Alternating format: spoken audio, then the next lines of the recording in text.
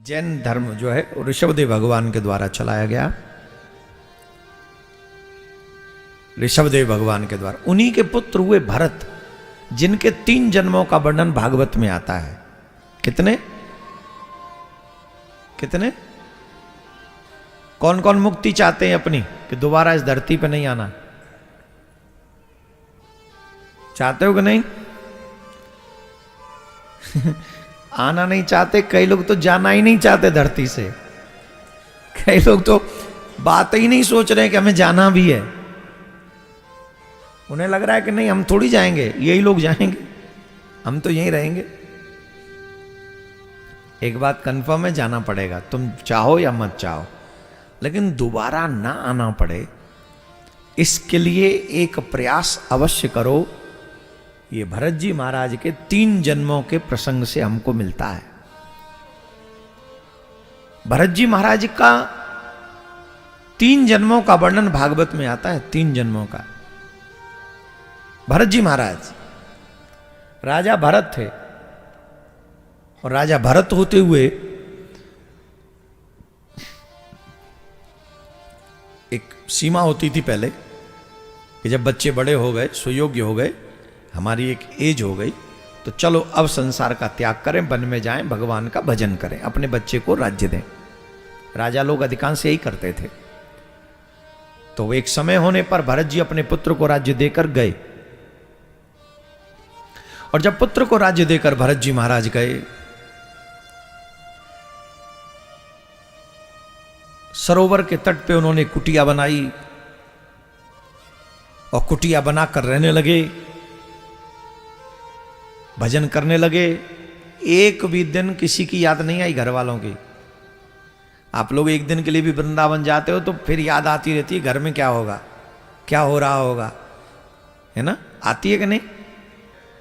लेकिन भरत जी महाराज इतना बड़ा राज्य छोड़ कर आए, इतना सब छोड़ के एक भी दिन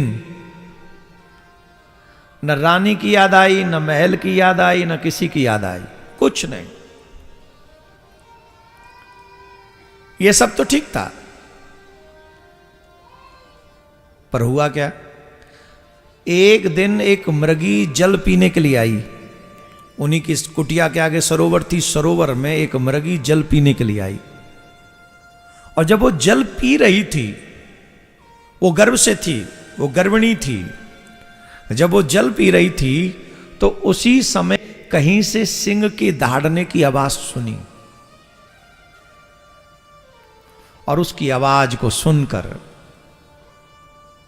वो डर गई, और डर की वजह से, भय की वजह से उसका प्रसव पीड़ा प्रारंभ हुआ, और उसके गर्भ से वो मृग का बच्चा जन्म ले लिया, और वो डर नहीं समाप्त हुआ था, इसलिए सरोवर में कूद गई।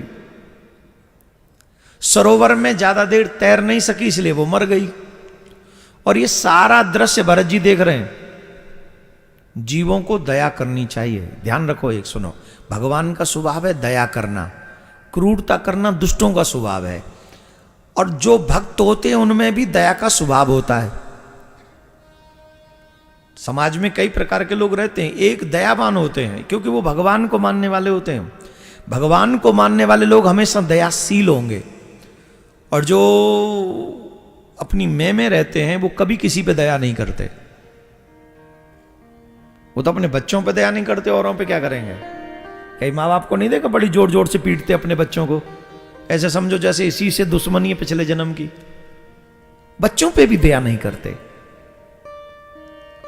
दया धर्म को रूप है। ये जो दया है, ये पहला चरण है कि हम में धर्म है। आप जितने दयावान होंगे उतने ही श्रेष्ठ होंगे, उतनी भगवत कृपा पात्र होंगे आप। भगवान सबसे बड़े दयालु हैं, उनसे बड़ा दयालु कोई नहीं। पूरे 84 लाख योनियों में हम भटकते रहते हैं, कभी भगवान की याद नहीं करते, लेकिन एक जन्म में भी अगर हम भगवान के टोटली सरेंडर हो जाएं तो 84 लाख योनियों के पापों को भूल जाता है भगवान, और वो हमें क्षमा कर देता है, क्योंकि उसके अंदर दया है। क्या है उसके अंदर? जोर से बोलो।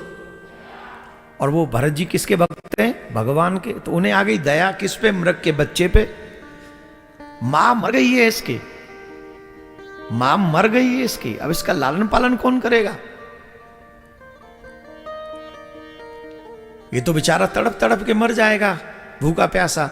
तो भरत जी को दया आई और दया में उस मृग के बच्चे को अपनी झोंपड़ी में ले आई। आप लोग भी 2-4 को पाल लिया करो, ज्यादा नहीं पाल सकते तो 2-4 को, तो 2-4 को नहीं, घर नहीं ला सकते तो वहीं रोटी दे दिया करो। जैसे नहीं कोई सड़क पे रहते हैं, कोई इधर रहते हैं, जरूर एक आध का पालन करो, भगवान तुम पर दया जरूर करेगा।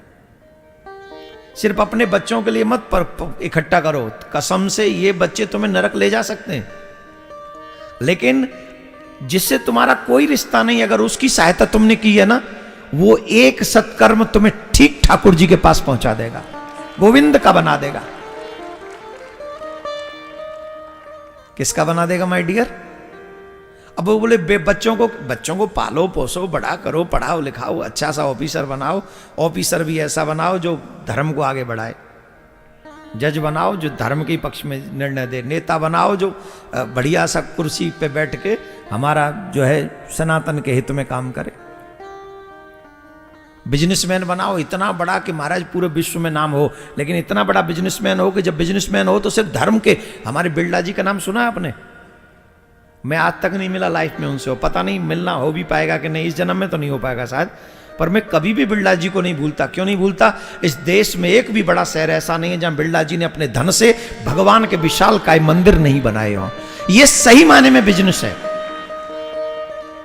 जो धन के साथ साथ धर्म को आगे बढ़ाए, लोगों की बुद्धि शुद्ध करे, ऐसे स्थान का डेवलपमेंट करे।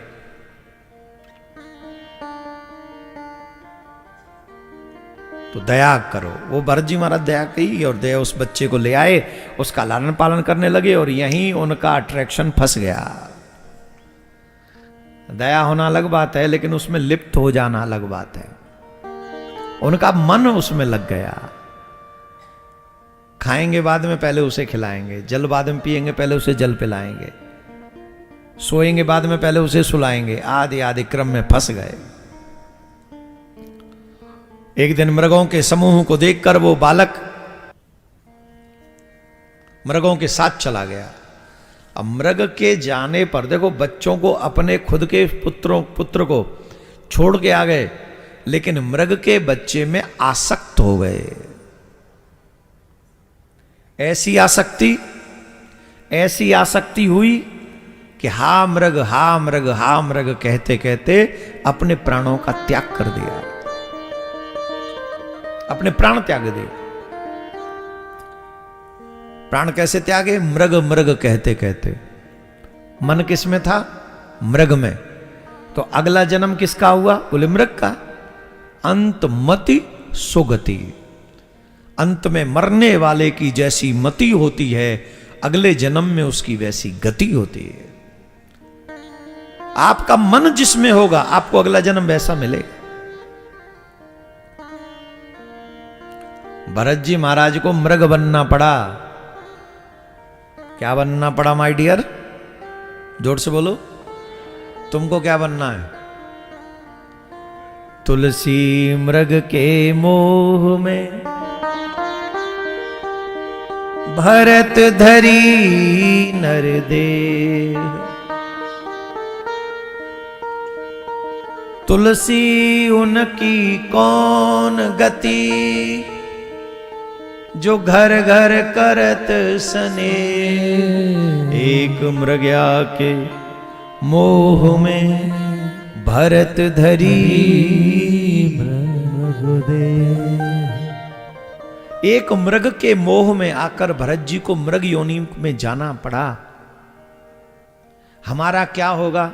हमारा मन तो दुकान में भी है, हमारा मन मकान में भी है, हमारा मन संतान में भी है, और हमारा मन दाम में भी है, हमारा मन नाम में भी है, हमारा मन तो सब जगह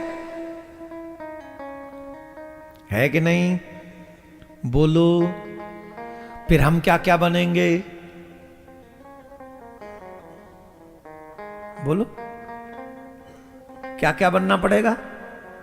अब ये कहो कि हमारे ऊपर ये रूल नहीं चलता तो तुम्हारी मूर्खता है। तुम मनुष्य हो, ये रूल भगवान का है, तुम अच्छा बुरा करोगे भगवान उसका फल देगा, अच्छा बुरा देगा। ये रूल भी भगवान का है, ये किसी मनुष्य का नहीं है।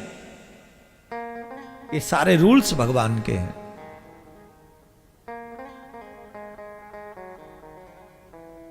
तुम जैसा कर्म करोगे तुम्हें वैसा बनना पड़ेगा, ये रूल भगवान के हैं। तो भरत जी महाराज की इस कथा से हमें यह सीखने को चाहिए कि जब जीवन विश्राम की ओर संध्या की तरफ जा रहा हो, साधु कैसा होता है, कल्याण का मार्ग चाहने वाला कैसा होता है, भक्त कैसा होता है? बोले सूर्य की तरह। बोले सूर्य की तरह कैसे? बोले जब सूर्य उदय होता है ना, तब भी उसका स्वभाव ताम्र स्वभाव होता है, ताम्र कलर होता है, और जब अस्त होता है तब भी उसका ताम्र होता है, स्वभाव सेम होता है। इसका मतलब है जीवन में चाहे सुख आए चाहे दुख आए, सुख में फूले नहीं और दुख में दुखी न हो, रोए नहीं। सुख आ जाए तो वैसे ही विनम्र बने रहो, और दुख आ जाए तो ठाकुर जी के आगे चरणों में प्रार्थना करते रहो। सह लो ये सोच के कि मेरे ही पापों का फल होगा, अच्छा है मेरा प्रारब्ध कट जाएगा। थोड़ा सा भी बुखार आ जाए पूरी दुनिया को फोन कर करके दुखी कर देते। अरे सह लो, प्रारब्ध है, क्या जरूरत है दुनिया में ढिढोरा पीटने की, कोई आवश्यकता नहीं है। भरत जी महाराज की इस कथा से हमको सीखना चाहिए, अगर कहीं फंसे तो 84 लाखियों में बार बार आना पड़ेगा। इसलिए जीवन भर एक ही काम करो। बोले क्या? भगवान को मनाने की कोशिश। वो कैसे मानेंगे? बोले उन्हें मनाने का एक ही प्रयास है, दुनिया का काम शरीर से करो और मन ठाकुर जी में लगा के रखो। अहरनिश राधे गोविंद राधे गोविंद गोविंद गोविंद राधे गोविंद। चल भी न बोल, मुंह से ना भी बोल रहे हो तो मन में यही चलता रहे, मन में यही चलता रहे।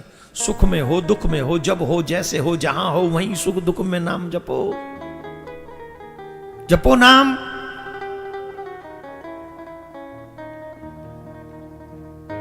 अच्छा होगा, भला होगा, लाभ होगा।